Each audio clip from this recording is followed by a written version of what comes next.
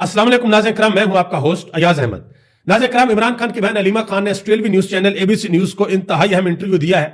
और यह बताया है कि पाकिस्तान की हुकूमत ने 26 नवंबर की रात को डी चौक इस्लामाबाद के अंदर पाकिस्तान तहरीक इंसाफ के निहत्थे कारकुनान के साथ क्या किया।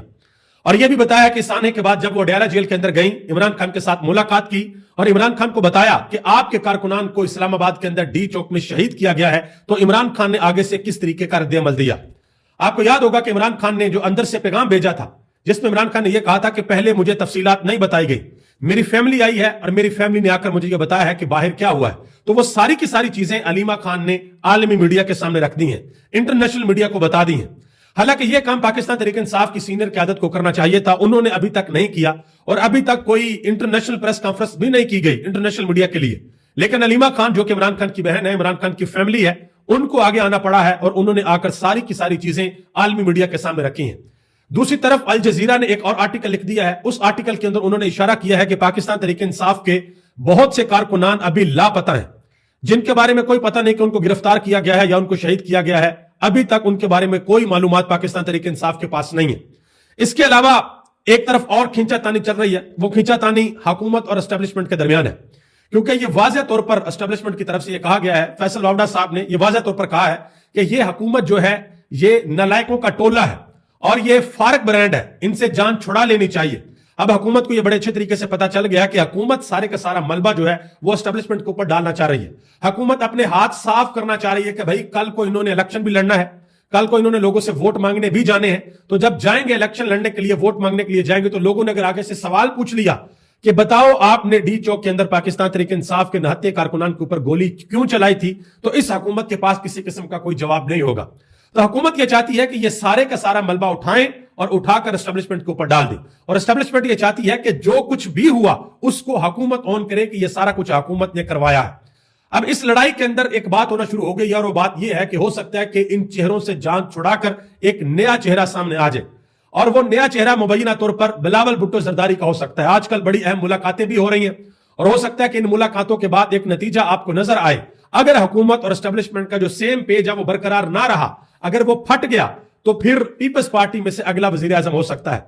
दूसरी तरफ पाकिस्तान की हुकूमत, पाकिस्तान के वजीर आजम, आपको पता है कि मिडल ईस्ट बहुत ज्यादा जा रहे हैं, स्पेशली सऊदी अरब बहुत ज्यादा जा रहे हैं,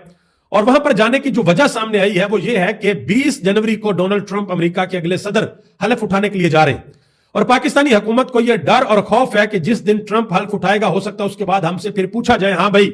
आपके मुल्क के अंदर रजीम चेंज हुआ था, अमेरिका ने करवाया था, जो बाइडेन के एडमिनिस्ट्रेशन ने करवाया था, तो उस रजीम चेंज के बारे में हमें सारी तफसीलात दो, बताओ कि इमरान खान की हुकूमत को किस तरीके से गिराया था। तो शहबाज शरीफ साहब जा रहे हैं बार बार मोहम्मद बिन सलमान के पास, MBS के पास, और उनको राम करने की कोशिश कर रहे हैं कि आपने हमारा इमेज जरा बेहतर तरीके से डोनाल्ड ट्रंप के सामने रखना है, ताकि हमारी हुकूमत को किसी किस्म का कोई मसला ना हो। हम जो निजाम, जो सिस्टम, जो जुगाड़ हमने पाकिस्तान के अंदर लगाया हुआ है फॉर्म 47 का, वो हमारा चलता रहे। बहरहाल आने वाले दिनों में इसमें चीजें बड़ी मुख्तलिफ हो सकती हैं। अब जरा आगे आ जाए, इससे जुड़ी हुई एक चीज है,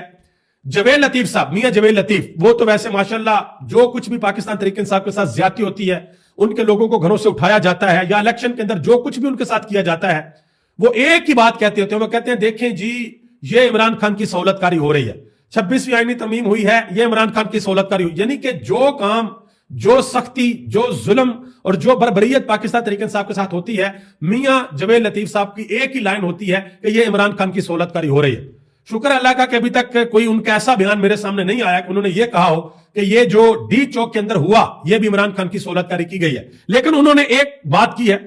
उन्होंने कहा कि एक हकीकत है जो दुखी दिल से कहने लगा हूं कि पाकिस्तान के रियासती अदारों से नौजवानों का एतमाद उठ गया है, इसमें बैठे लोगों की पॉलिसी से खफा है। यानी कि जो पाकिस्तान के नौजवान हैं उनका एतमाद जो है वो रियासती अदारों से उठ गया है, और रियासती अदारों के अंदर लोग जो बैठे हुए हैं, जो पॉलिसीज बनाते हैं पाकिस्तान का नौजवान, उनसे खफा है। उम्मीद है कि जवेद लतीफ साहब से